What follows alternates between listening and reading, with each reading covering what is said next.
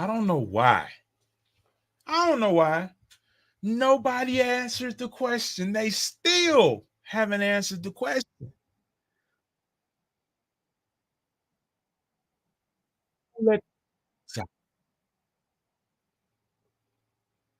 It's me, the underdog, the most unlikely to succeed, the one that they didn't think was going to do it, the unlikely candidate. I'm getting a crazy echo in my ear, man. Let me be sure. Hey, the struggle is real when you do this streaming stuff, man. Like you get everything set up and then it gets weird on you. You just think, what did I do wrong? Why is this blinking? What is this? It's stuff flashing. It's stuff flashing. I don't know why it's flashing. It's already flashed. It's okay though. We gonna get it together, man. I'm trying to let me go and click this thing here and get it to stop. I'm gonna have to close my chat window though, but you let it stop. What they say, one monkey don't stop no show. So today we gonna get into a couple things, and I know it went down already. I know it went down already. The township meeting with Tiffany Henyard, the last one, the one they had last week, the special meeting where ain't nobody show up, where everybody was at. They dipped on her. I gotta put my taste on it, my spin on it. I know a lot of people talked about it already, but I ain't got to say nothing yet. So I'm gonna talk about that. I'm gonna play it. I'm gonna review it. Then I'm gonna get into Kamala. Oh, Carmelita, I just need more from you. I really, really do. I've been telling people though, I'm gonna give her a shot. I've been saying I'm gonna give her a chance. Give her a chance. And at the beginning of the month, I was gonna get hypercritical. That's what I said I was gonna do. Remember I said that? Yeah, I may hear a little bit of background noise, y'all. It's because I'm trying to put some stuff back in place that I had that was going okay. All right, now I can pop my chat back up. I got like 4 screens over here. It look like a little newsroom around here. I think I'm fancy, so I'm trying to provide a better quality of experience, man, and just get better at monitoring what I'm doing and all that. But like I say, sometimes even when you plan everything out and you get it going, it still get weird on you sometimes. Let me see here. Okay. I think I done got it. Let me zoom out from that screen up there here. Okay, so anyway, we're gonna talk about that disastrous CNN interview that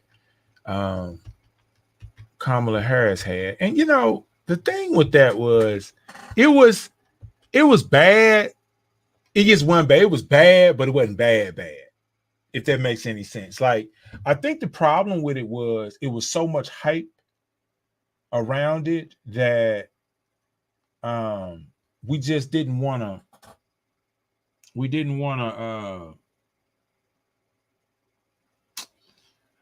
I guess we just didn't want to what's the word I'm looking for? We overhyped it because she had disappeared after the DNC stuff, and then it was like, well, she better come back and tell us something because we ain't seen nothing, we ain't heard nothing, we don't know what it is. So it just got a little weird. And so I think that's the biggest problem that a lot of people was having with that CNN interview. But anyway, we're gonna get into that. We're gonna talk about it a little bit. We're gonna review a little bit, and then we're gonna talk about the Detroit rally thing. I've heard a lot about it. I haven't had a chance to review it myself, so I'm gonna review it with y'all because I love to be here with y'all. So anyway, let's get into it. Let me stop stalling. I think I got everything running up or whatever.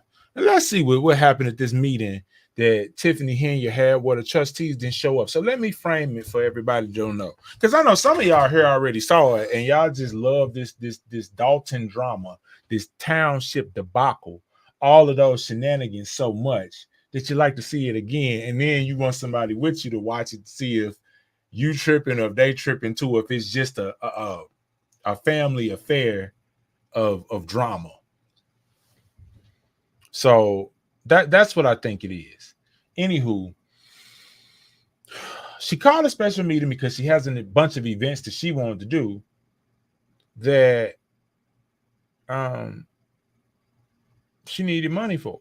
And you need board approval to get the money. And that's where everything then went awry with her, because she just be spending money without the board approval. Somebody dropped in the comments when it was like, well, she ain't going to go to jail. Don't worry about it. Ain't nothing illegal about spending money. But that's where it gets a little dicey. And I don't want to see her go to jail. I don't. I mean, I want to see justice, and however that's deemed, fine. But I don't want to see anybody go to jail. That's a rough spot. But you can't spend money like it's yours when you're the mayor of a town. You're not above the law. You're not above reproach. And so that's the whole point of the board. If it's something you want to do, fine. Get bids. Usually it's 3 bids. Present that to the board. Discuss it. The board says, yeah, go ahead. Do what you want to do. And then you go do what you're going to do. You don't just get in there and start spending money like it's all good. That's not how that's supposed to work. And that's why she gets in trouble with this stuff every single time. Every single time. And that's not going to work. That's got to stop. And so that's how she gets into these problems. So I guess this is her way of trying to right her wrongs by having a little meeting ahead of time. But see, the township has had enough though. They're like, no, we ain't playing with you no more, Tiff. This has got to stop. So they ain't show up. So if they didn't show up, then she don't have a quorum, which means no votes can be taking place. And from what I understand, she decided to grandstand anyway. It became a show. So let's see what the show was about. Let's see a little bit of this.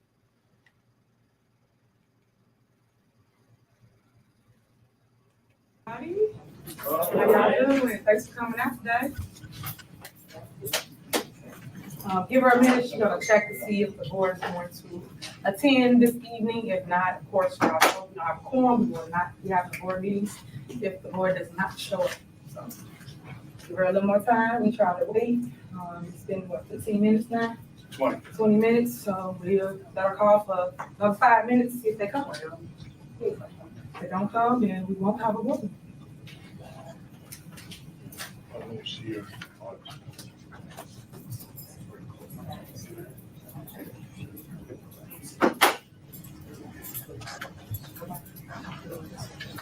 Okay. And you're right. Law and order definitely has to be administered. You can't just do whatever you want to do. Thank you. Today was a special board meeting to talk about things that's going on in our township as relates to the ordinances and things that the board put in place. So there will not be a meeting this evening. You are free to exit if you choose, but we don't have a meeting as relates to a special board meeting. I'll make a couple of comments so people understand why this special meeting this evening. As you know, the Board of Trustees. Well, no one's here, so I mean, you can do a roll call by the clerk, but it will show that everyone's absent. You can if you want to. We'll just put on the record that no one's here. Don't call a roll. I know it's awkward. She ain't used to having no meeting without nobody there. I can tell. So she kind of thrown off. Go on, get it going. Go on, come on, Tiff.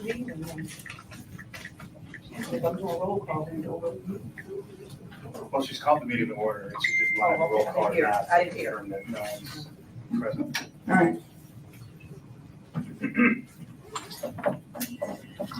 Roll call, Trustee Jones, Trustee Gonzalez, Trustee Darling Gray Everett, Trustee Carmen Carlisle, Supervisor Henyard. Present.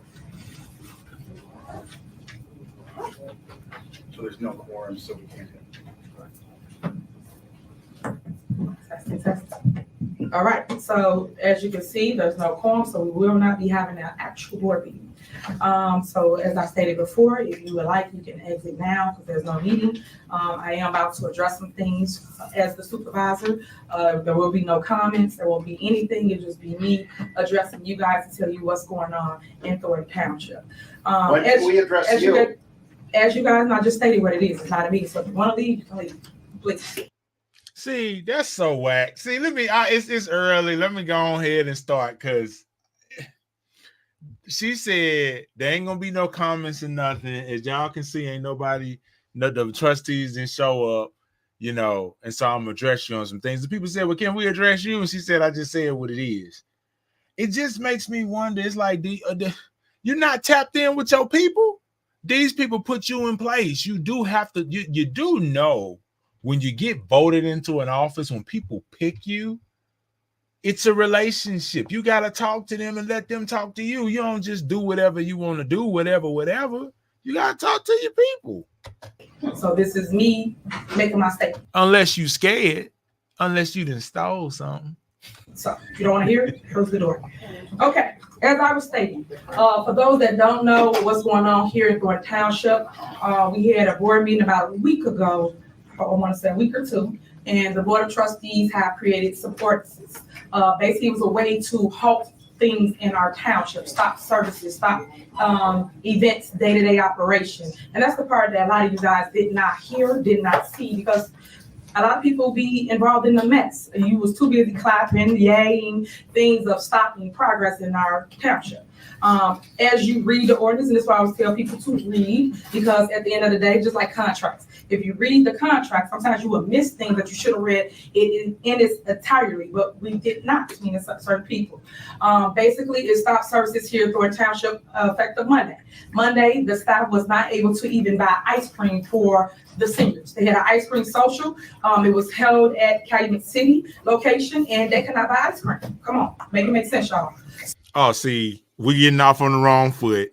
And she got the right one today. I'm glad I didn't get into this when it went down. Because out of all the stuff that you got going on, you open this meeting talking about the staff wasn't able to buy no damn ice cream. Don't nobody give a damn about no ice cream. That's not what you didn't. Oh, it's the city of Thornship. No, wait. It's the township of Thornton. This ain't Baskin Robbins. That ain't Ben and Jerry sitting next to you. We don't care about no ice cream. I'm sorry, y'all. Let me calm down. So what I love about the staff is they got together and they went in their own pocket and paid for the ice cream for the seniors. You should have went in your pocket to buy the ice cream for the seniors. You at $275,000. I'm sorry. But these are the things that I was trying to warn you about and tell you what the board was trying to do, or no, what they did do with the ordinance, but no one wanted to hear it because you thought it was just a way to stop Tiffany Henyard, but it was a way to basically stop the services here at Thornton Township. That's number one. Number two, youth and family.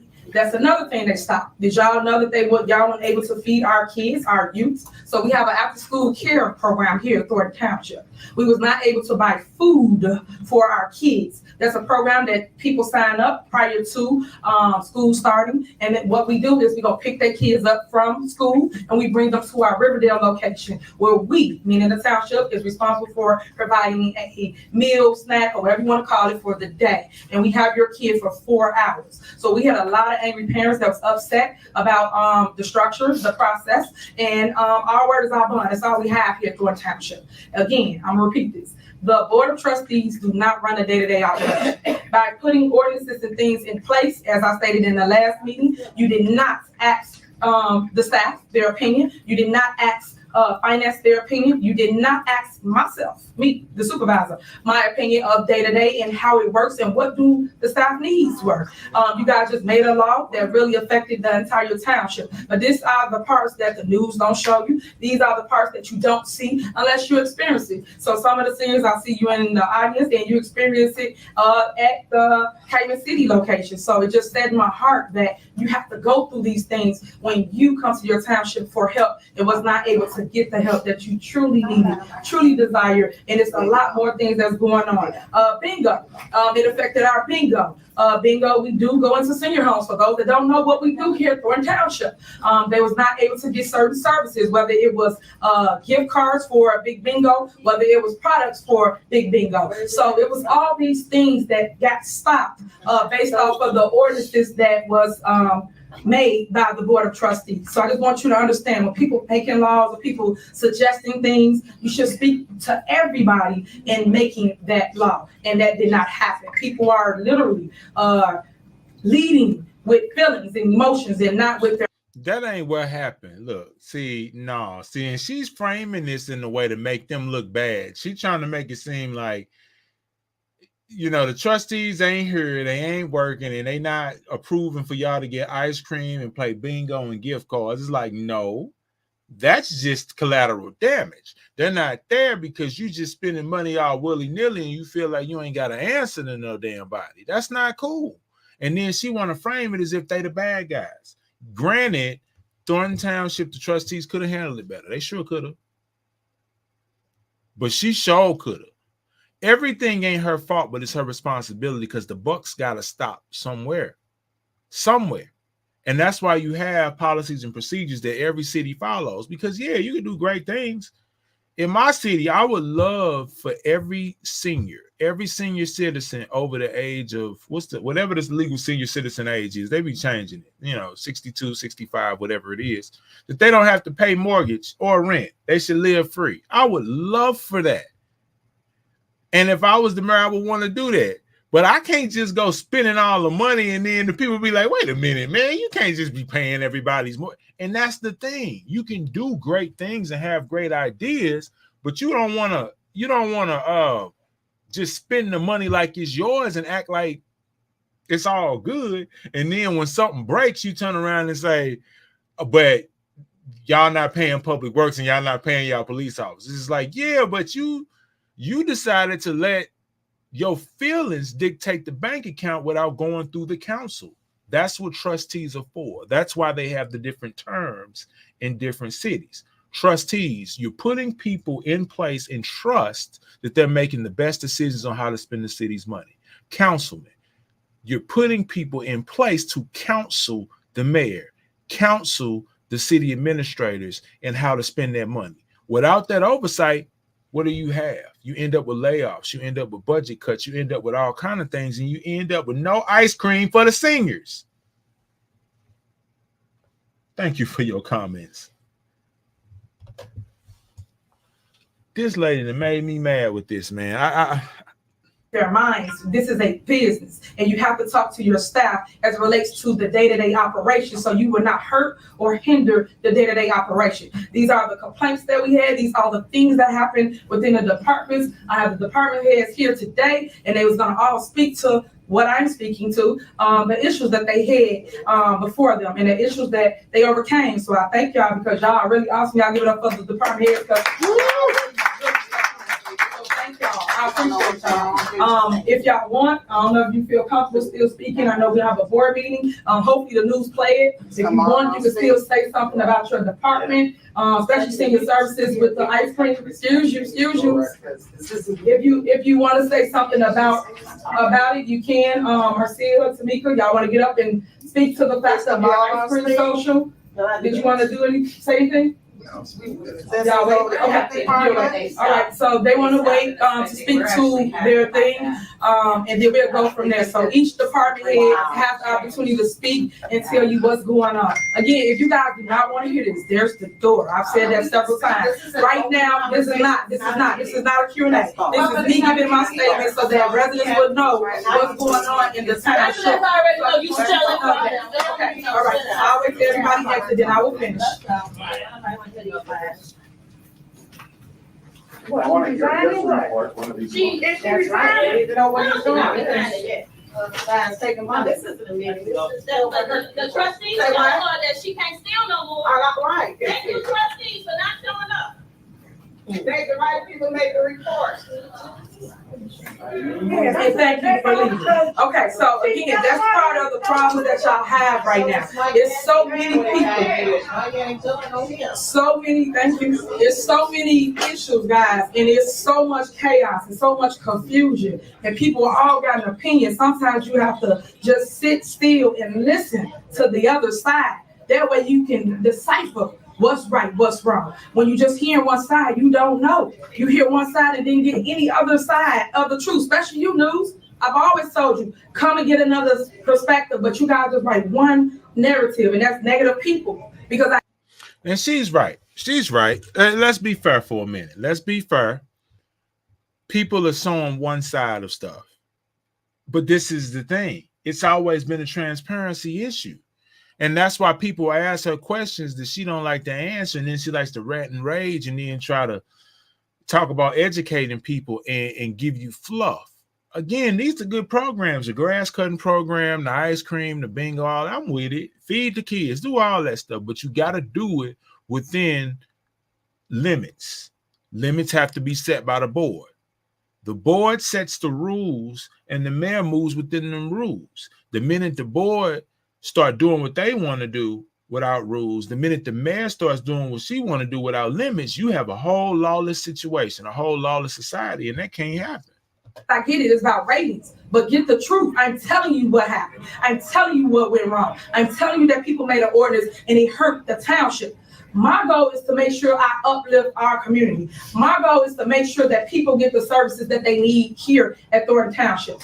Since becoming your supervisor, I have turned the township around. Like I said, 20% only knew about Thornton Township. Now over 80% know Thornton Township exists. Every single one of my department heads can tell you about services, tell you about increases, tell you about everything that we have helped them do here at Thornton Township. People need to stop with the clickbait. People need to stop with the just hearsay, the he say, she say. This is not high school. But I want it to be a different narrative here for Thornton Township. And I want to showcase the good we do here. Because we do a ton of good, but it's getting outshadowed by all the negativity and all the confusion and all the chaos agents, as most people call them. Because people here to just create negativity. And we not with that. We lead with love. That's what I care about. I care about my community. I grew up in this community and I want to see it thrive. And under my leadership, it has been thriving. We are in surpluses when we hit deficit for the last 17 years. But y'all not researching that or putting them numbers up. That's the stuff y'all need to talk about, but we're not talking about that because everything's about a negative smear campaign, as I've said before. This is politics. This is what's going on right now. And everybody want to sit here and just try to down a person that y'all can't feed. Because at the end of the day, I'm all about the people. The people see me boots on the ground 24/7. When y'all sleep and y'all talking about me, I'm helping somebody. Even the hateful. Y'all come to my door, I'm helping you with your light, your gas, your water, your mortgage, your rent, helping you bury your loved one. I'm even helping you buy your medicine for those that need. So these are the things that we create here, but I wish the news would advertise that like they advertise the hate in our communities. Advertise the things that people really need in their household so they'll know it's a better way in, it's an option, and it's not the end of the world. Hey, sometimes people see something on the news and they say, man, I didn't have any hope. But now I have all the hope in the world because now I never came across that I can get help with a service. And that number is 708-596-6040. Again, 708-596-6040 for here at Thornton Township. You must be a Thornton Township resident if you need any help with any of the services I just named. And again, if you want your kids to sign up for after school, please sign them up. And you can see Ebony over there at the same number, 708-596-6040. And they all have their own extensions. I don't know them by heart, but make sure you just dial the number to get the services that you need. You call Tanika for GA. She helps with every single thing. One thing I'm real big on is feeding the community. We need food. A lot of times people are sleeping on that when you go to the grocery store. It's a food desert. But you guys have to know that Thornton Township has a food pantry for you. So if you're interested in more food, you can go every single Wednesday. But it's like every 30 days if you're a resident of Thornton Township. But on Wednesdays, you can pick up a free food box from our Harvey location. And then we started a new program called Cooking with Tip. These are things I created because I care. Don't nobody get themselves more work if they did not care. That's another thing y'all need to ask yourself. 1 minute. So she got a cooking show now? Is that the thing too? That's the thing too. We're gonna watch a little bit more of this, and I know it was a meeting. There was a meeting in Dolton tonight, actually, and I know they usually have it on Mondays, which would it be in the holiday or whatever, they probably shifted it. But I wanted to play catch up with it, but I had somebody in the chat remind me. Thank you so much for reminding me. This is crazy. This is just nuts. But let's get into this a little bit more, and then we're gonna see if we can find the other one to feed on the other one.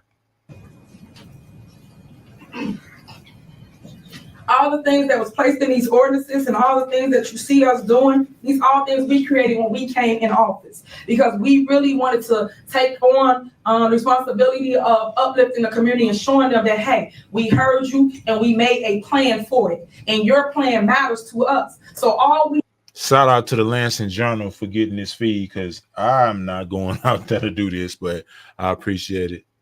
We are doing is showing you the love that you needed for over 30 years that you was not getting. Now, don't get me wrong. Some people say some people got it, some people didn't. It should not be that. It should be love for all. And right now, it's not. It's targeted towards certain people, and I don't appreciate that. It needs to make sure that everybody gets the benefits here at Thornton Township. Because again, it's only 5 cents of your taxpayer dollars. They don't even tell you that. 5 cents. Compared to what a community really charges on a tax levy. And I tell you, FOIA, a lot of times people don't know. So they just go off of what they heard. Go FOIA the information and learn for yourself. Educate yourself. As they say, put it in the book. We will not find it. That is so true. We are so misled with misinformation that I feel bad for my community. And that's why I stand in the fire, because I still want you guys to learn it, know it, and understand it, and know how to apply it. But half of the time, people got so much hate in their heart that they don't even want to come and learn nothing or understand what's going on. You just go with the status quo.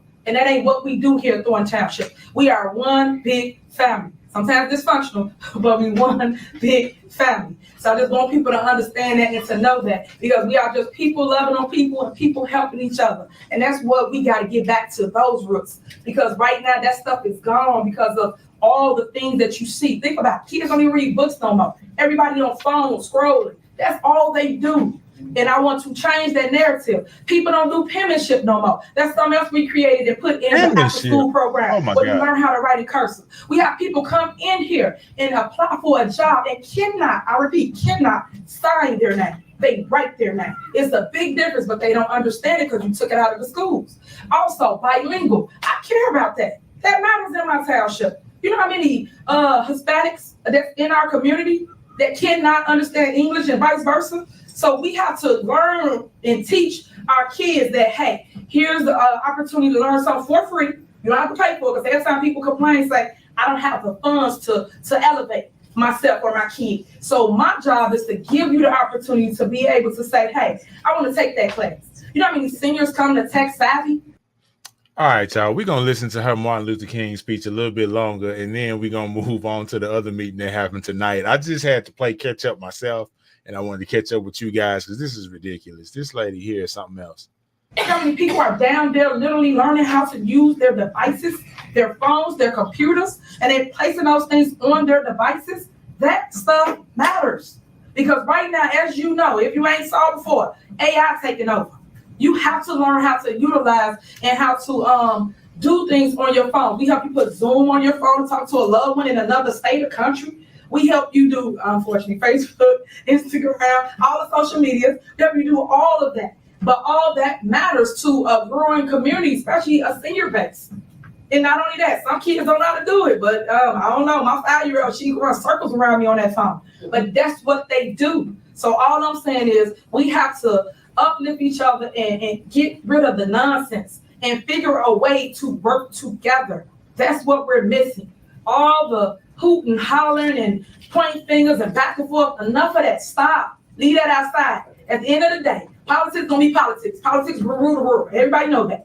Run for the seat. You want it? Run for it. I've always said it. But don't sit here and tear down the fruits and labor of what we have built and created here at Thornton Township, because it's working. Don't sit here and put negative or dishonest comments out about Thornton Township, because that's not true. That's sad that you govern this body like I do, but you constantly tearing it down with negativity. And that's not right, with no facts. I always say that. Take the facts, news. They never do. You just report what somebody said because they said you reported. That don't make it right. And then somebody has to defend themselves. Everything don't warrant a response, because people are like, why you respond? We don't. See, and what she's saying is right, but it's only one big caveat to all of this that she's saying. That's what she said about the city of Dolton until the investigation came up. And then once people found out what was really going on, then people was really upset that they didn't do their due diligence beforehand. Same situation. And she has a transparency issue. And I think that's what she keeps either ignoring, don't care about, forget about, whatever it is, or don't understand. They don't trust what you got to say. You could be right. You could tell somebody I'm gonna give you $1 million, but ain't nobody gonna believe you because you have a transparency issue. And that's the whole holdup of what's going on. Let's listen to it a little bit more before we switch over to the meeting tonight. don't do that. We giants. Giants don't go to every little thing somebody said. That's not what we do. We're too busy. We do not bicker with people. We do not talk about people. We talk about things, uplifting the community, rebuilding, redirecting. That's what we talk about, meaning leaders, true leaders. Giants and leaders talk about progress, opportunity. That's what we do. We visionaries. We don't do all the back and forth, the cat. We don't do that. But it's sad when I see older people than me doing that. It's sad when I see people that I should look up to for wisdom being catty, being high schoolish. I don't even call it no more because it's so beneath me. Like, stop. You have to be the example. You cannot sit here and yell at us and say this and say that, and the youth should listen to you. We're not going to listen to you because you're not the example that we want to follow. You have to lead with some kind of gumption, some kind of direction, something that matters to us, especially in the Black and brown communities, which is always the last to get anything. And all I did when I came here was bring attention to things that was needed, which is opportunity, which is progress, which is uplifting the youth, which is helping the senior bases. Y'all know how many seniors in a senior home that y'all don't go see? Y'all know how many people that the call center calls every day? It just talks to them. They stay on the phone with them for hours sometimes. Like, hey, come on, got phone. Hours because they alone, because they just won't help, because somebody just called their house. These are the problems in our community. These are the things we should be talking about, but we're not, because we're too busy pointing fingers and bickering off he say, she say stuff.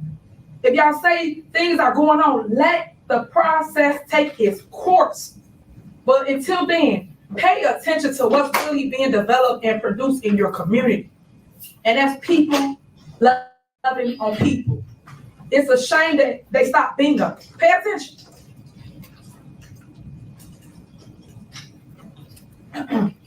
Bingo is really, really big in our community. It's a way that people get to come in and socialize to one another. But people don't look at it like that. Y'all look at it, meaning ain't talking about those that's positive with us, but the hateful and the spiteful ones, they look at it as, oh, you're just giving gifts out. It's not that. It's all about bringing communities together from all over. All 17 of our cities come together under one roof. All you had to do, News, is go downstairs and you would have saw what we saw. You would have felt what we felt. But you chose not to go downstairs and get that footage and talk to those people about what it is that bingo means to them and how it affected their lives, and how some of them made friends with people that say they live in South Holland. They made friends with people in Homewood and Glenwood, Linwood, but y'all ain't talking about that. These are the parts that y'all are missing. These are the fruits of the labor that really matters to a community. These are the roots. And I just want us to show a different narrative. And I am okay with talking to those that want to show the different narrative. I don't talk to the news because y'all so negative. Y'all one-sided stories. I don't like it. You don't let nobody tell their story without you cutting it up, chopping it up, adding this in it, putting this in it to make it sell for what you want it for. That's not what we do here at Thornton Township. Just like all this I'm saying right here, I'm pretty sure you're going to cut it, chop it, and make a segment, and that's what going to put on the news. I guarantee you this. I just want to show the people that we care about them. There is more to the story than what you see. All right, okay. Or know me, because I grew. Okay, all right, guys. I've had enough. All right.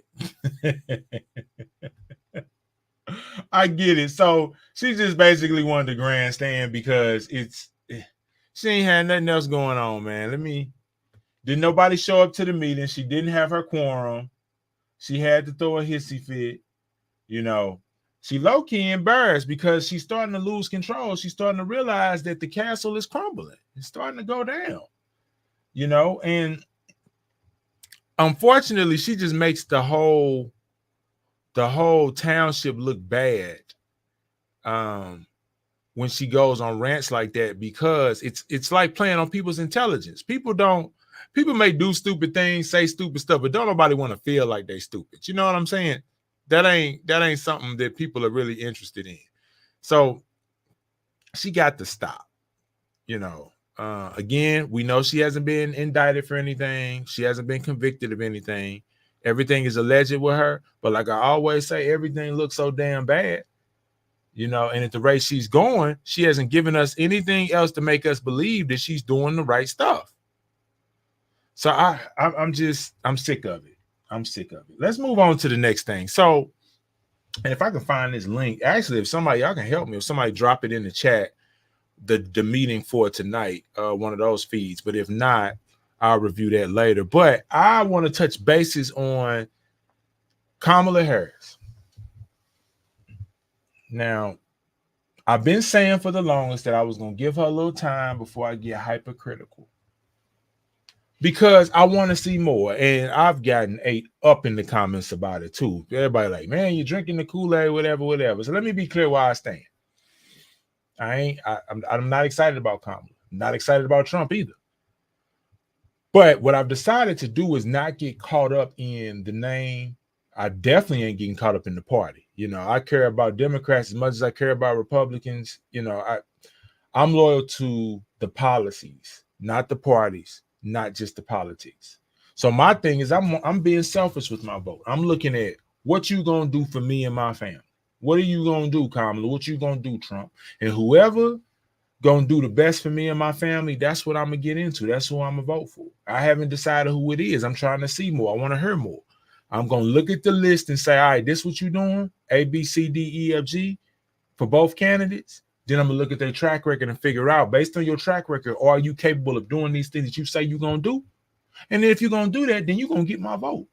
But if you haven't convinced me that you're going to do something to make me feel like you're going to be a good leader for me, my family, and my kitchen table, for my future, I don't care what party you're a part of. I don't care if you're a woman of color. I don't care if you're a white man. I don't care if you're a Republican. I don't care if you're a Democrat. I care what you're going to do for me. And I need to hear that. But you ain't getting my vote just because. I ain't getting caught up in, oh, this person is a woman of color, and I'm a black man, so I'm going to vote for her. I ain't getting caught up in that. Let me know what you're going to do. Show me something. Get me excited about it. And if you show me the right thing, I'm going to stand with you. But if you don't show me nothing, then I'll make a different kind of decision. You know what I'm saying? That's all. That's all I'm saying. Anywho, let's take a look and figure out if the CNN thing was as bad as they say. Like my mom used to say back in the day, it's never as bad as they say it is, and it's never as good as they say it is either. I think it was bad, but I think it just got amplified because we expected so much. It was so much we expected, and she just didn't deliver on it. And then she showed up with a chaperone. That pissed me off. When she showed up with Tim Waltz, I was mad as hell because I'm like, come on, man. Come on, lady, look. We trying, all right? We trying to see what you gonna do. We trying to see what's up. I'm trying. I'm not gonna even put it on y'all. I'm trying to see what's up before I really, really let you have it. Show me something. You gave your DN speech, Ms. Harris, and it wasn't compelling. It still wasn't what I wanted, but it was a good speech. I give her that. But it didn't touch my heart. But I was like, all right, you heating up a little bit. Let's see what you're going to do, though. Anybody can give a good speech. You can read off a teleprompter. I can write you something nice. Somebody can write me something nice, but can you touch my heart? So after the DNC, I'm still waiting. Then the world was waiting. We all got the waiting. We was just waiting. Then the rumors started to speculate. Where's she at? What's she doing? Where's Kamala? Where's Miss Harris? Carmelita, where you at? Then she came up out of the shadows. Finally. So we like, oh, it's gonna be a CNN interview. You know Kamala finna do this interview. Okay, all right, okay, Miss Harris, come on, do your thing. Let's see what you're gonna do. You ready? You heating up. You trying to prepare for your debate with Big Trump, what Michaela call him Big T. What you gonna do? And you know what she did? She did this shit. Starting to get to know you. I want to ask you a question about how you've described your service in the National Guard. You said that you carried weapons in war, but you have never deployed actually in a war zone. A campaign official said that you misspoke. Did you? Well, first of all, I'm incredibly proud. I've done 24 years of wearing the uniform of this country. Equally proud of my service in a public school classroom, whether it's Congress or the governor. My record speaks for. Look at the look on her face when she looking at him like, what you gonna say? And there's a reason why I focused on this clip. I mean, because we've all seen it at this point, so I don't have to go through the whole thing. I'm focusing on the stuff that made me mad about this. Why is he here? Yeah, why is he here right now? It's like, this is for you. He ain't running for president. Y'all got to remember, when you're the vice president, you don't really get to make that many decisions. You get to do, you know, you like the left hand. You're not even the right hand. You're the left hand to the president. So you don't get to make that many decisions. So he don't need to be here. And you definitely don't need the person running a ticket with you speaking before you speak, or while you speaking your first time after the nomination, because he can't get elected and you don't get elected, but you can get elected and he don't. You can kick him off the ticket. He still works for you. This is about you, Miss Harris. But what you do, you show up with him. Why did you do this? Were you scared? Were you intimidated? I don't understand. It made me nervous. She shouldn't have been there. It should have been all about her good, her bad, and her ugly, and let us know what you're doing. But let's hear what he said. For itself, but I think people are coming to get to know me. Wait a minute. Hold on now. I got a little click happy. I speak like they do. I speak candidly. I wear my emotions on my sleeves, and I speak especially passionately about our children being shot in schools and around guns. So I think people know me. They know who I am. They know where my heart is. And again, my record has been out there for over 40 years to speak for itself. And the idea that you said that you were in war, Yeah. Did you misspeak as the campaign has said? Yeah, I said we were talking about, in this case, this was after a school shooting, the ideas of carrying these weapons of war. And my wife, the English teacher, told me my grammar is not always correct. But again, if it's not this, it's an attack on my children for showing love for me, or it's an attack on my dog. I'm not going to do that. And the one thing I'll never do is I'll never demean another member's service in any way. I never have, and I never will. One other question, because again, this is all new. Yeah. I mean, This was not, however many days ago, this was not on either of your bingo cards, especially yours. You had to clarify that you had said that you and your wife used IVF, but it turned out you used a different kind of fertility in order to have children. And then when you ran for Congress in 2006, your campaign repeatedly made false statements about a 1995 arrest for drunk and reckless driving. What do you? Now, see, here's the thing. What is y'all thinking? Why did y'all have him here? Kamala, why did you have him here? Because see, what happened was the narrative got shifted. I ain't know all this stuff. I ain't know that he allegedly lied about the IVF thing. That's what I got from that. Is that what y'all got from that? That's what I got from that. Baby, that's what we're getting from that. I ain't know he had a drunk driving charge either. So now I'm not even thinking about anything Kamala said, and or is gonna say. I'm like, really? Your wingman got drama. I ain't know this. I was thinking I was still stuck on the tampon thing. I'm still stuck on that actually. But now all this other stuff, and y'all may hate me for this, but it is what it is. People gonna be people. We gonna do stupid stuff. It is not okay to drive under the influence, but people do it.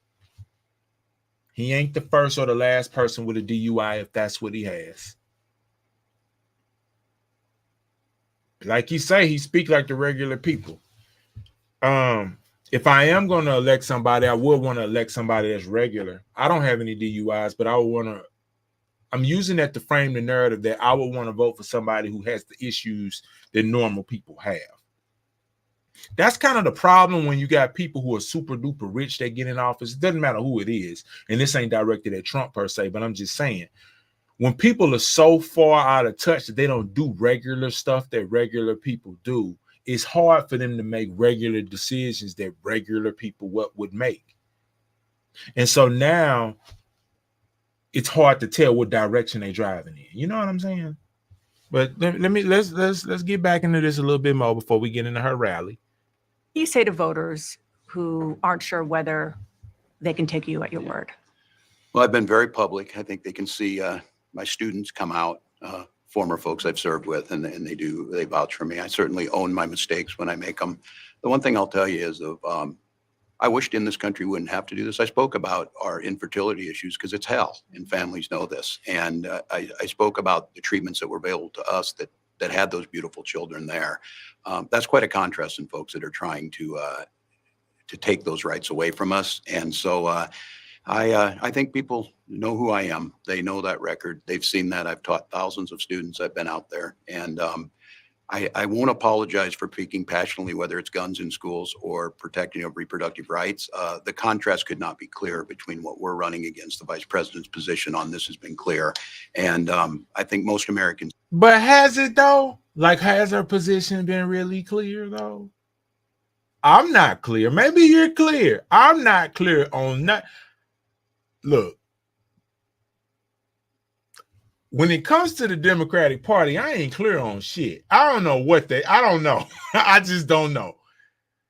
Actually, when it comes to the Republican Party, I ain't clear on none of that shit either. But what I am clear on is we need somebody strong. We need somebody capable.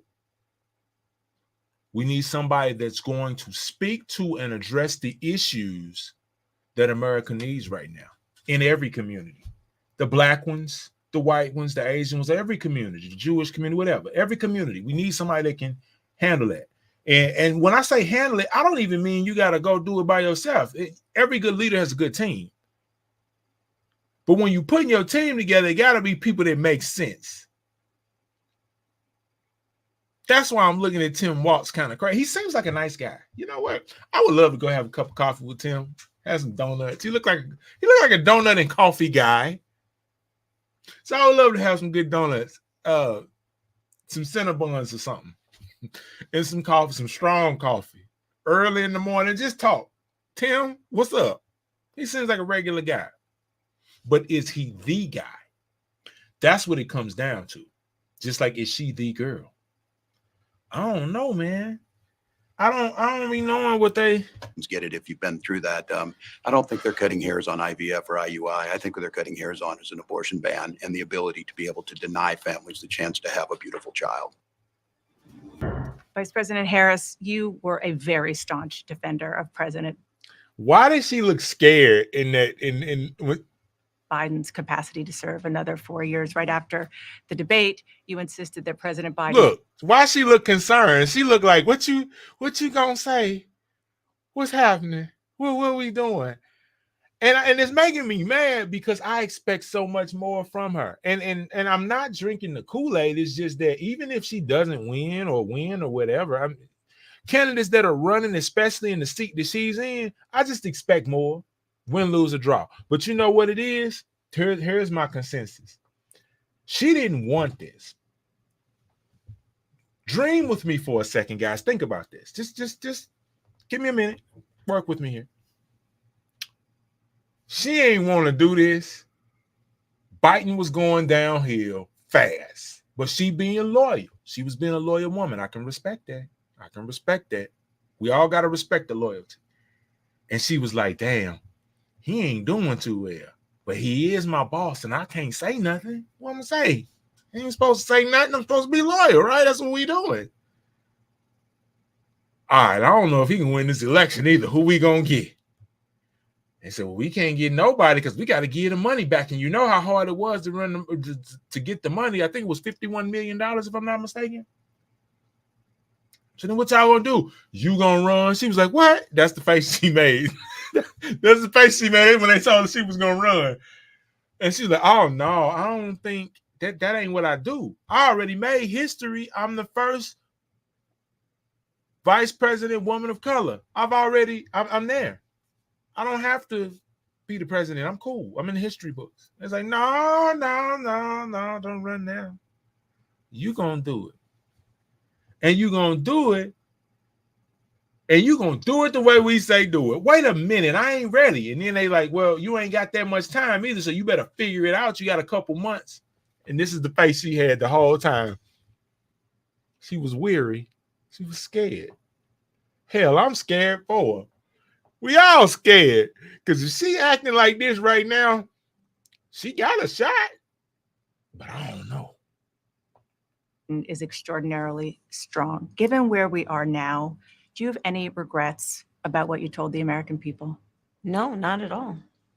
Not at all. I have served with President Biden for almost 4 years now, and I'll tell you, it's one of the greatest honors of my career, truly. Loyalty. If she was going to teach a class in loyalty, the whole world should take it. But she running for the president of the United States. She ain't running to be the teacher of a loyalty class. But if she was, oh my God, she would be a good professor. He cares so deeply about the American people. He is so smart and loyal to the American people.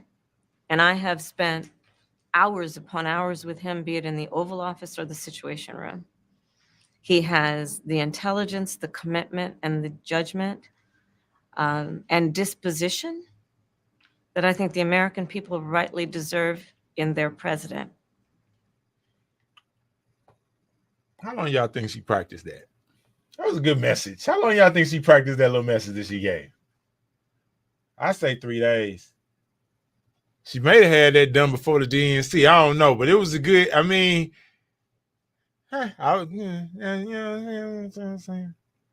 By contrast, the former president has none of that.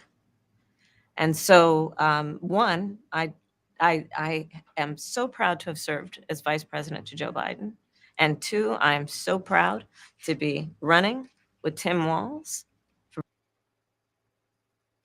president of the United States. And so Tim Walz is her chaperone, her presidential baby daddy. I shouldn't say that. I shouldn't say that's a married woman. I ain't supposed to say that kind of stuff. I'm sorry. Listen.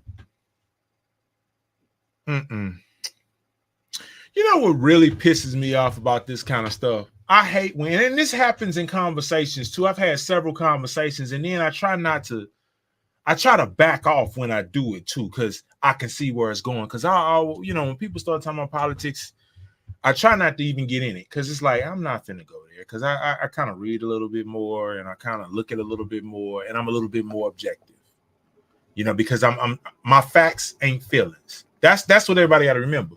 Your facts ain't feelings. Your facts are valid, but your facts ain't feelings. I done ripped this earpiece out my ear, y'all. Look at that.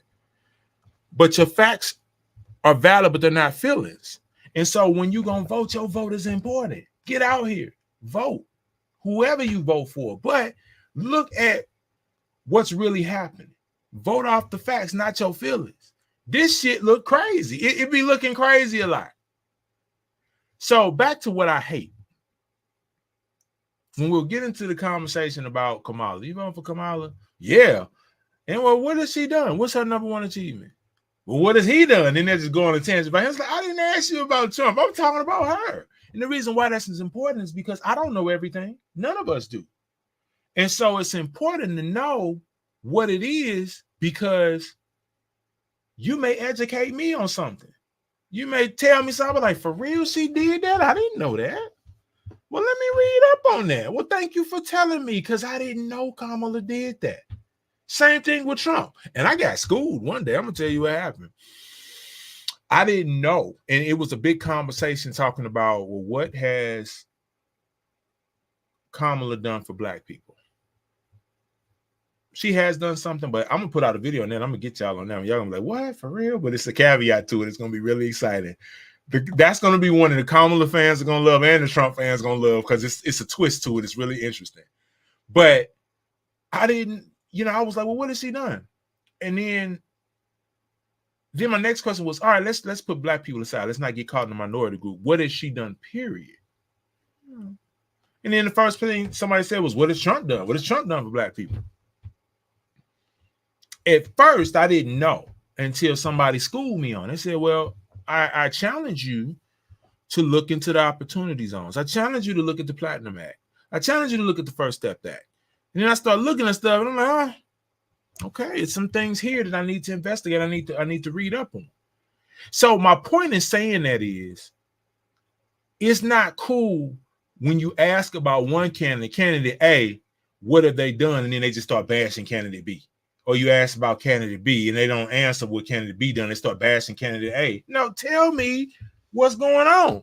So when I ask you the question, what has Kamala done? Tell me about Kamala. If when I ask Kamala, what are you gonna do? Tell me what you gonna do, and don't mention Trump. Same thing with Trump. Now, this ain't one side. Same thing with Trump. When I ask Trump, what you gonna do? Don't bring up Kamala. I don't want to hear nothing about that. I want to hear what you gonna do. Because inevitably, if whichever one of y'all win, we stuck with y'all. So you can't be in office fucking up, and then we turn around and be like, well, why you ain't say you was gonna do that? Well, if Trump was here, he would have. What? No, this ain't about Trump. This is about you. I'm sorry. I'm going on these tangents because I'm emotionally charged, but I'm trying to fulfill my promise. I said that I was going to give her to the 1st of September, and then I was going to start to get hypercritical. So I'm charging up now. Charging up. To bring America what I believe the American people deserve, which is a new way forward, and turn the page on the last decade of what I believe has been contrary to where the spirit of our country really lies. But the last decade, of course, the last 3.5 years has been part of your administration. I'm talking about an era that started about a decade ago, where there is some suggestion, warped, I believe it to be. She looks so tired and exhausted. And the other thing too, you know, that upsets me about this, I hate when they amp her up like, this black woman is going to do that. This woman of color is going to do this. There are so many beautiful, highly educated, articulate black women who are capable of running this country. I don't think that's Kamala though. I'm just being honest. Now she got time to prove it to me. And I just got one vote just like all y'all got. But let's not make it seem like she was the only one that could have been, or our best and brightest. I think she did okay getting to where she at. You know, she worked what she got to get where she's going and doing her thing. And hell, she may work her way on in there. You know, we don't know how this goes. You know, the way the Democrats be moving, we don't know what's going to happen. You know, we may wake up and Biden and step down and see the president tomorrow. We don't know how the Democrats going to play. Just like we don't know how them Republicans gonna play either. But I just don't like to make it seem like this is all we got. I'm just saying. That the measure of the strength of a leader is based on who you beat down, instead of where I believe most Americans are, which is to believe that the true measure of the strength of a leader is based on who you lift up. That's what's at stake as much as any other detail that we could discuss. Okay, so see, she just said something profound. The strength of a leader is not about who you beat down, it's about who you lift up. That ties directly into what I was just saying. So when I ask you what you gonna do, tell me what you gonna do. Lift yourself up. Don't beat the other candidate down. That's my whole point. Thank you for making it, Mrs. Harris. I appreciate that. You guys, please do me a favor, because it don't cost y'all nothing, but it will give a lot to me. Be sure to hit that like button. You know, I'm trying to build this base. I'm trying to put it out there, speak my truth, talk my stuff from an educated point of view, an experienced point of view. And those likes really, really help a lot. So if I can just give me 2 more likes, 5 more likes, just a couple more likes, because we all forget. You know, I watch some of my favorite videos all the time and forget to like them.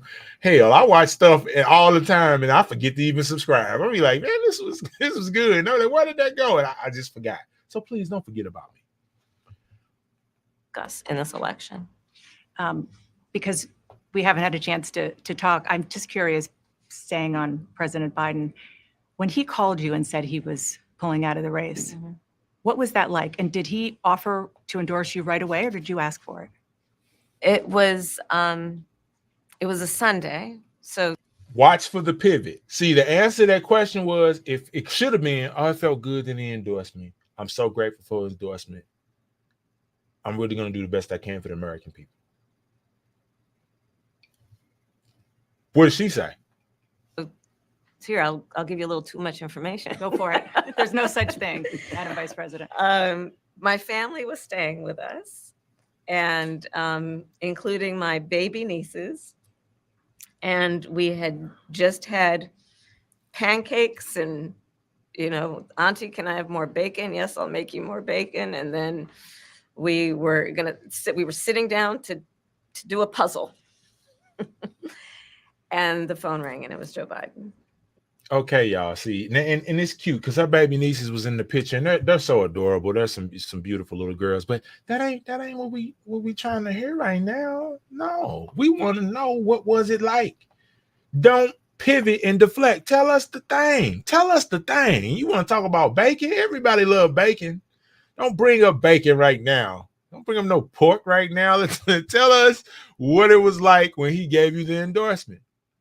And he told me what he had decided to do. And I asked him, "Are you sure?" And he said yes. And that's how I learned about it. And what about the endorsement? Did you ask for it? And he was very clear that he was going to support me. So when he called to tell you, he said, "I'm pulling out of the race and I'm going to support you." Well, my first thought was not about me, to be honest with you. My first thought was about him, to be honest. I think history is going to show a number of things about Joe Biden's presidency. I think history is going to show that in so many ways it was transformative, be it on what we have accomplished around finally investing in America's infrastructure, investing in new economies, in new industries, what we have done to bring our allies back together and have confidence in who we are as America and grow that alliance, what we have done to stand true to our principles, including the one of the most important international rules and norms, which is the importance of sovereignty and territorial integrity. And I think history is going to show not only has Joe Biden led an administration that has achieved those extraordinary successes, but the character of the man is one that. Do y'all think she believes what she's saying? I mean, really though, like, does this feel heartfelt to you, or just it feels like strategically messaged in order to make you think a certain way? It just doesn't feel heartfelt, because it still could be BS, but let the BS come from your heart. I'm just saying. He has been in his life and career, including as a president, quite selfless and puts the American people first. I just have to ask you both about two standout moments, aside, of course. Tell me again, why is he there again? Like, why is Tim Walz here right now? Like, this ain't his turn. It's not his turn. From the addresses that you both gave, but standout moments that were perhaps unexpected during the convention. You mentioned one of them, Governor. A moment that you shared, that the world shared with your son, Gus. You were speaking, the camera caught him, so incredibly proud of you, so emotional, saying, "That's my dad." Yeah, I don't know, as a father, I could have ever imagined that. I'm grateful for so many reasons to be on this ticket, but that moment, to understand what was really important, to have my son feel a sense of pride in me, that I was trying to do the right thing. And it was, you try and protect your kids, it brings notoriety and things, but it was just such a visceral, emotional moment that I'm grateful I got to experience it, and I'm so proud of him. I'm proud of him. I'm proud of Hope. I'm proud of Gwen. She's a wonderful mother, and these are great kids. And I think the one thing is, talking about the era we're in, is our politics can be better. It can be different. We can show some of these things, and we can have families involved in this. And I hope that I hope people felt that out there, and I hope they hug their kids a little tighter, because you just never know, and life can be kind of hard. And last question, Madam Vice President, the photograph that has gone viral. You were speaking, one of your grandnieces that you were just talking about was watching you accept the nomination. Mm-hmm. You didn't explicitly talk about gender or race in your speech, but it obviously means a lot to a lot of people, and that viral picture really says it. What does it mean to you? I am running because I believe that I am the best person to do this job at this moment. No, she's not. No, that's not. No, see, that's not even Why does she say that? Like, you know, that's the thing with some politicians. They piss me off with some of the stuff they say because it's like, you didn't even have to say that because that's not, I don't think that's true. You're running because of the circumstances around the Democratic Party. You're running because of the money. They didn't want to have to give the money back. So for those of you all that don't know, there's campaign funds that was raised. You got to check me on the number. I believe it was $51 million at the time.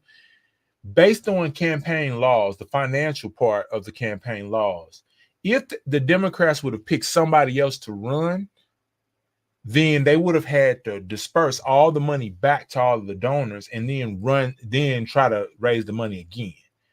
But you can transfer the money to somebody that's on the same ticket. That's what that was about. She was not prepared for this. She didn't want this. Maybe she wanted it, but didn't even think she could get it. But she got thrown into the frying pan. I don't think she believes. I don't think anybody in America believes, even the people that have pledged their vote for her, believes that she's the best one to do this right now. Maybe one day she could get ready. Maybe. I don't know. But it's a lot of pieces missing to her puzzle for me to feel like she truly believes that statement she just made. For all Americans, regardless of race and gender. But I did see that photograph and I was deeply touched by it. And you're right, it's the back of her head, her tool. Now, I ain't gonna lie, this picture is inspiring. What that says is for all little girls in the world that they got a shot at a big job. A big job, a big ticket, a bigger situation that will amplify who they want to be. And I do think the messaging in that is amazing. That's awesome. But that don't necessarily mean that she's the one to run the world, though. Little braids, and then I'm in the front of the photograph, obviously speaking. And it's very humbling. It's very humbling in many ways. Did she talk to you about it afterwards? Oh, she had a lot to talk about. She had a lot. She listened to everything, and she listens to everything. Give you your hot takes? Oh, yeah, definitely. Uh-huh. Madam Vice President, Governor Walz, thank you so much for your time. Appreciate it. Thank for you. having Thank you, us. Dana. So all in all, I'm pissed off by that interview because I just expected more. Like I wanted more from her, and Tim Walz shouldn't have been there. Tim Walz should have had his own interview for real. He should have been he wasn't supposed to be there. That was her moment to shine. And it made it seem like, you know, it was giving off real support puppy. I ain't trying to call him a dog. That ain't what I'm saying. I'm not saying that because again, he's probably a really nice guy. She's probably a really nice woman. This ain't about personal or a personal attack or nothing. I'm just saying the vibe it was given, it was like emotional support. She needed him there to be sure to make her feel more confident. And I think that's counterproductive to the woman's movement right now because it makes it seem like, well, I mean, what's the messaging in that? You know, if women are fighting for equality and to be seen, you know, and for diversity, I think the best way to do that is to stand out there, speak up, stand up, show out, you know, do your own thing, right, wrong, or indifferent. You know what I really want? This is what I want. I know y'all don't want this, but I want this. I would like them, picture this dream with me for a minute. Madison Square Garden. Nobody in Madison Square Garden. The lights on, little bitty stage. You got two comfortable chairs. And you got Trump in one chair, and you got Kamala Harris in the other chair. And they ain't even got on suits. They got on like comfortable clothes. You know, it could be a sweatsuit or whatever, comfortable, whatever you would go to the park in, however they feel, jeans, whatever. Trump got a cigar. She got a cigarette, whatever it is. Finest bottle of whiskey, cognac, or wine, whatever they like. And they pick somebody that they mutually like, one person that they mutually like to just interview them. And that person's not even an interviewer. It's more of a mediator, arbitrator, I guess, whatever you want to know. And they just get thrown out real easy and they have a real discussion. like at the bar or something, and let the truth come out. What you gonna do? And they just ask him, so what you gonna do about this economic thing? Potatoes cost too much at the grocery store. What you gonna do, Kamala? Big Macs are too expensive. Trump, what you gonna do, bro? Gas, wages. What y'all gonna do? What we gonna do about this digging thing? What we gonna do?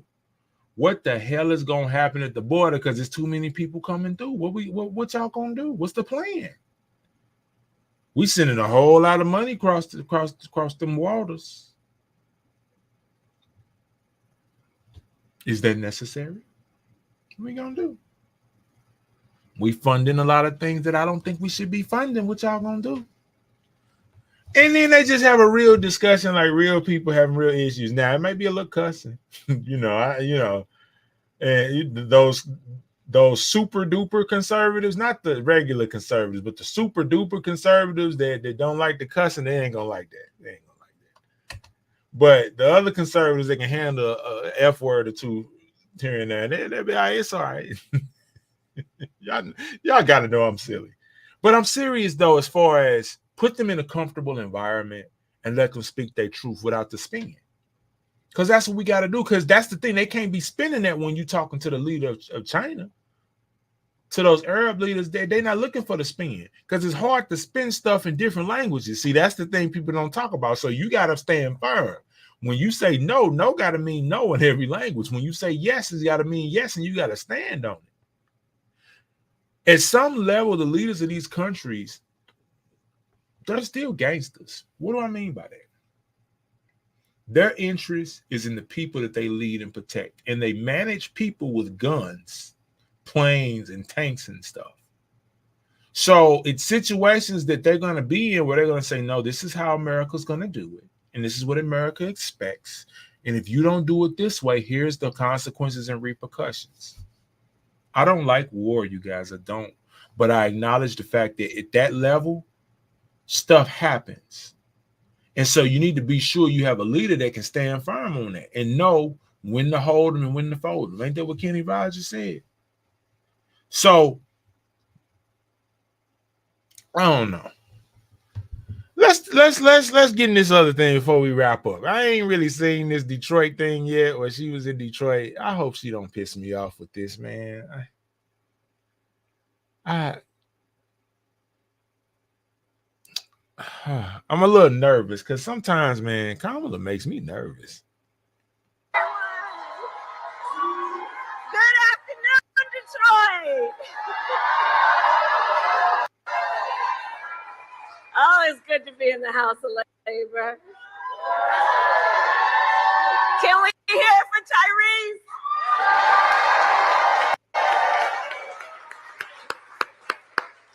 Tyrese, I want to thank you for your extraordinary leadership and all of your words and the heart and soul that you put into your work.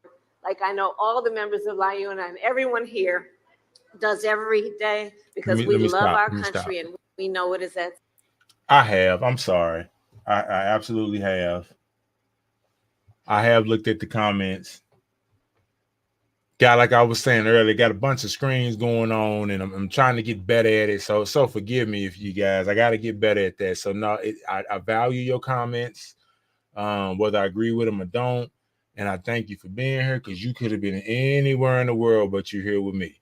So I do value your comments. I have looked at the comments. I'm looking at what you said that I didn't look at the comments. I have been. When I look over here, actually, I'm looking at them, and I'm trying to navigate them on the screen here and then look at her here and then up there. It's a lot going on in these two big bites. So I promise I'm gonna get better at it, but thank you.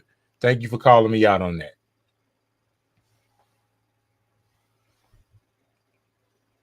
Thank you, Tyrese.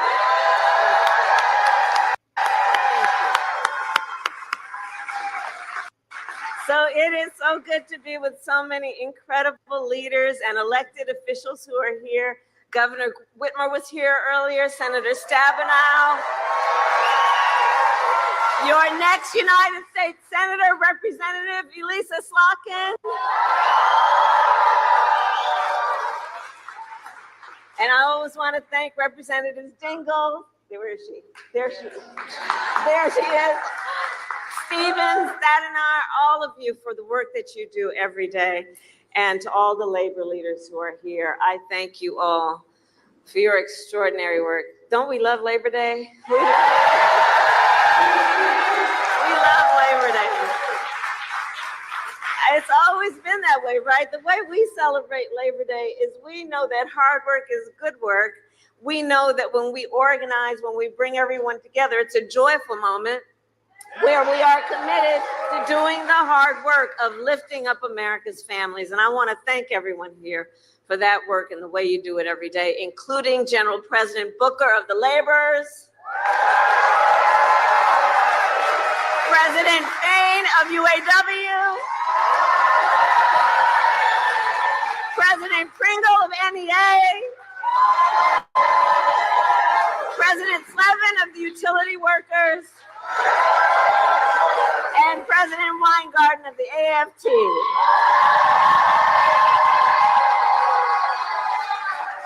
And thank you to all of the union members who are here this afternoon.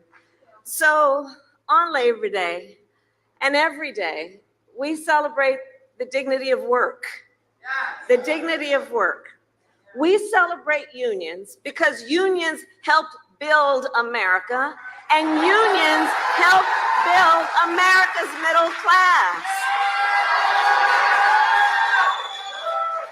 It is true across our nation, and it is true here in Detroit.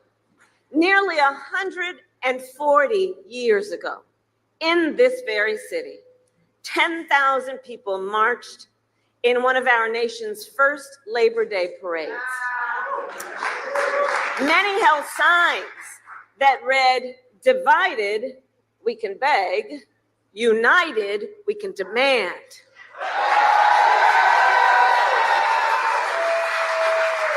For generations in Detroit and across our nation, the brothers and sisters of labor have stood together to righteously demand fair pay, better benefits, and safe working conditions.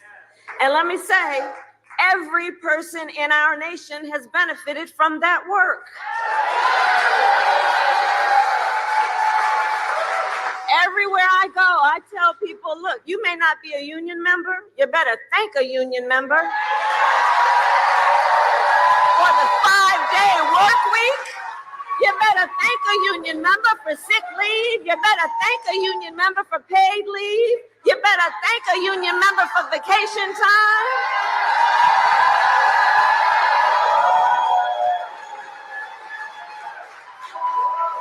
Because what we know is when union wages go up, everybody's wages go up. When union workplaces are safer, every workplace is safer. When unions are strong, America is strong. We know what we're talking about. The labor movement has always understood the power of the collective and the power of unity. The power of unity. And while we are fighting so much nonsense that is about trying to divide our country, trying to pull us apart, look to what the history and the present of labor tells us about the power of the collective and unity. The spirit of that work, as much as the product of that work, is very telling and gives us really good lessons about what creates strength. And you know, many of you know my parents met while they were active in the civil rights movement. So when I was young, my parents, I see some young leaders here today.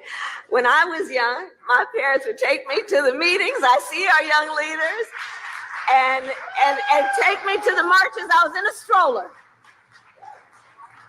And from a very young age, I learned that when people stand together, when we join voices, knowing that the vast majority of us have so much more in common than what separates us, when we join those voices, we can drive extraordinary change, which is why I believe in my heart and soul, no one should ever be made to fight alone.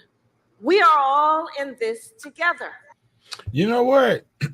So far, this is probably one of the best speeches she's given. So far.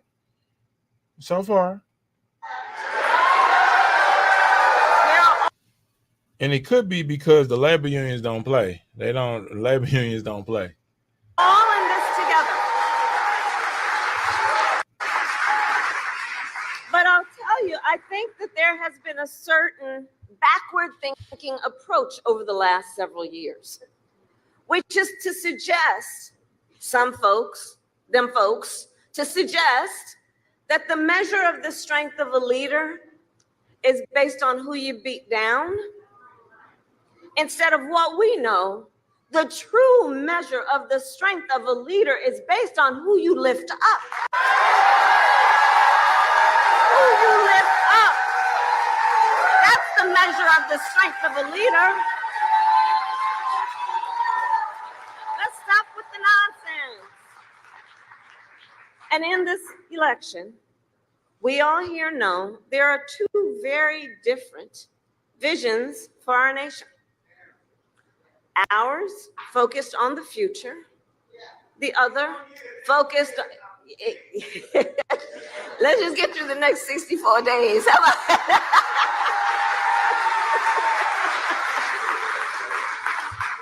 And ours, yes, my dear brother, is focused on the future, and theirs is focused on the past. And we fight for the future.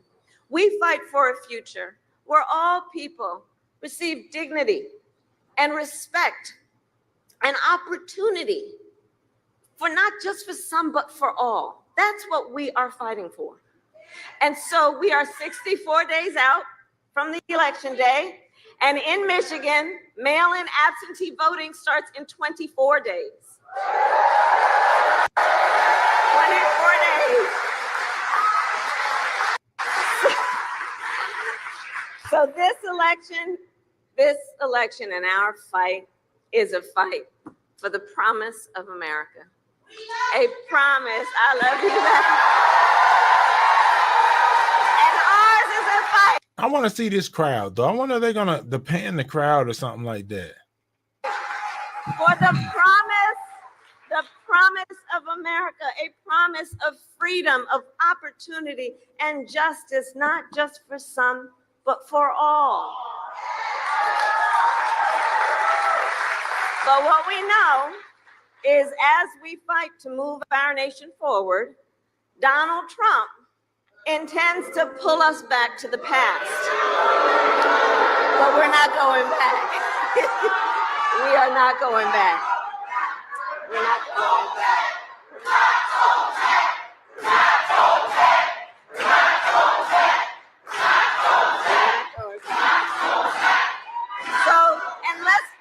And we know what that would look like, right? So intends to pull us back, including back to a time before workers had the freedom to organize. As president, we will always remember Donald Trump blocked overtime benefits from millions of workers. Tyrese talked a bit about this and opposed efforts to raise the minimum wage. He appointed union busters to the National Labor Relations Board, and he supported so-called right-to-work laws. And if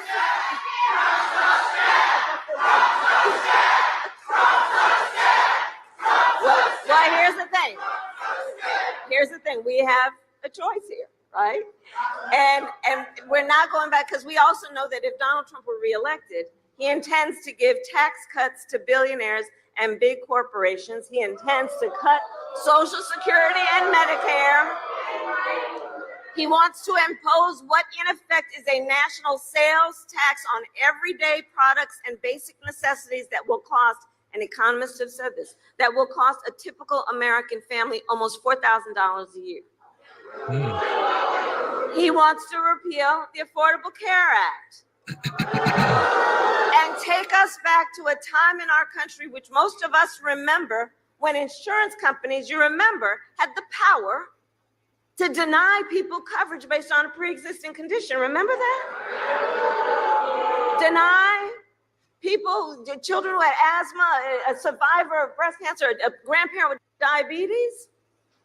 Look, America has tried those failed policies before, and they are failed policies. And we are not going back. We are not going back. We are not going back.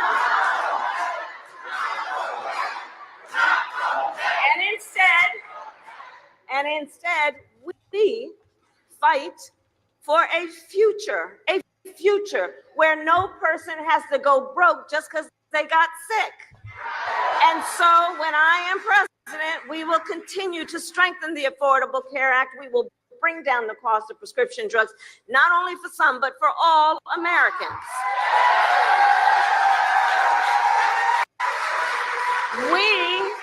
We fight for a future where every worker has the freedom to organize.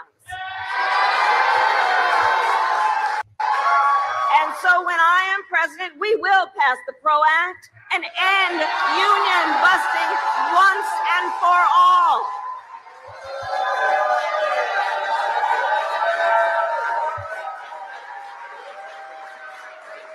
And I'll remind everybody on all these bills, we got to elect a Congress who supports that to be able to actually get that work done. I think that's key. That's one thing that's key that she said, because everybody's gotten so caught up in the whole Kamala and Donald Trump thing, and they don't think about Congress and all the other stuff that needs to be put in place, because these people can't do it on their own. You know, so you got to still look at what's going on down the ticket. And that's what gets me too about some people say, well, they're not going to vote. They don't like either candidate or whatever. And I get that, but don't just not vote. You know, still look at what else is going on down that ticket as well, because these candidates, whoever you want to get in office, they need to get in office. And then you also need the people that's going to support them in Congress as well. We fight for a future where every person has the opportunity not just to get by, but to get ahead. And so when I am president, we will continue to build what I call an opportunity economy, so that every American has an opportunity to own a home, to start a business, to build intergenerational wealth for their family. We fight for a future where every senior can retire with dignity. And so when I am president, we will continue to defend Social Security, Medicare, and pensions, just like we have done.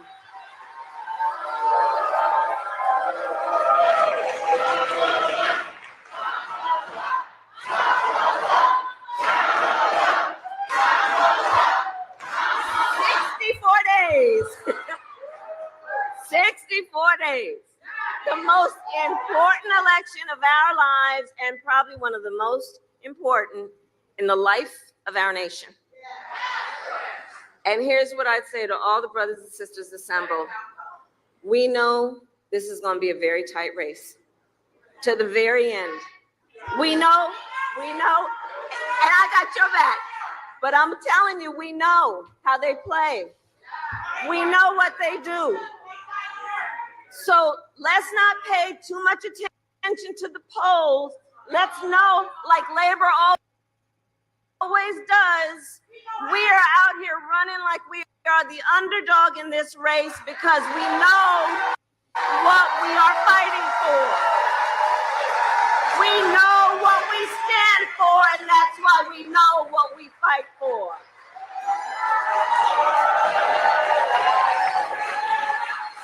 And we got some hard work ahead of us, but again, we all like hard work because hard work is good work. And to do that hard work, I'm going to count on everyone here, all the leaders here, for your work, for your organizing, knocking on doors, and getting folks to the polls. Because put bluntly, Michigan, y'all know how to win. You know how to win. You know how to win. So today I ask Detroit, Michigan, are you ready to have your voices heard? Do we believe in freedom? Do we believe in opportunity? Do we believe in the promise of America? And are we ready to fight for it? And when we fight, we win. God bless you.